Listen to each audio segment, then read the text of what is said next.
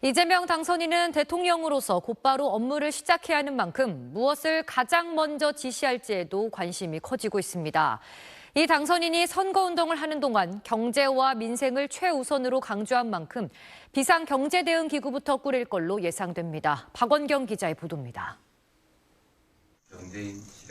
이재명 대통령 당선인은 대선 공식 선거운동 기간 자신이 국민의 선택을 받게 된다면 경제와 민생을 최우선 순위에 놓겠다고 강조한 바 있습니다.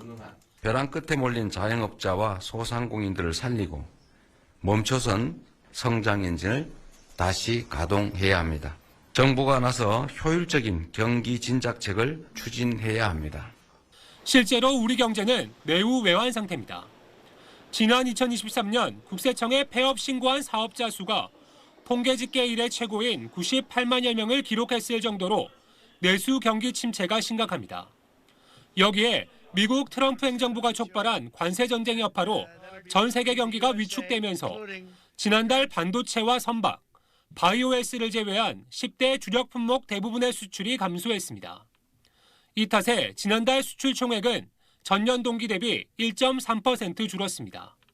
한국은행마저 올해 경제 성장률 전망치를 1.5%에서 0.8%로 낮춘 상황. 이런 상황을 고려해 이재명 당선인은 취임 직후 곧바로 비상경제 대응 TF를 꾸려 경제 위기 극복에 나설 걸로 전망됩니다. 대통령이 직접 챙기고 지휘하는 비상경제 대응 TF를 곧바로 구성하고 실행 가능한 단기 응급 처방은 물론이고 중기적, 장기적 대응책을 확고하게 마련하겠습니다. 내수 활성화를 위해 최소 30조 원 이상의 추가 경정 예산 편성도 약속했습니다. 국민 1인당 25만 원을 지역 화폐로 지급하는 방안도 검토될 걸로 보입니다. 정부 조직 개편도 취임 직후부터 논의될 전망입니다. 경제정책 수립과 운영에 집중할 수 있도록 기획재정부를 개편하거나 산업통상자원부의 에너지 업무와 환경부의 기후 업무를 합친 기후에너지부 신설 등을 공약한 게 대표적입니다. 이재명 당선인은 10대 공약으로 AI 3강도 약과 정부 R&D 예산 확대 등을 내놨는데 이런 공약들은 사안의 중대성과 시급성 등을 고려해 국정과제 형태로 정리될 전망입니다.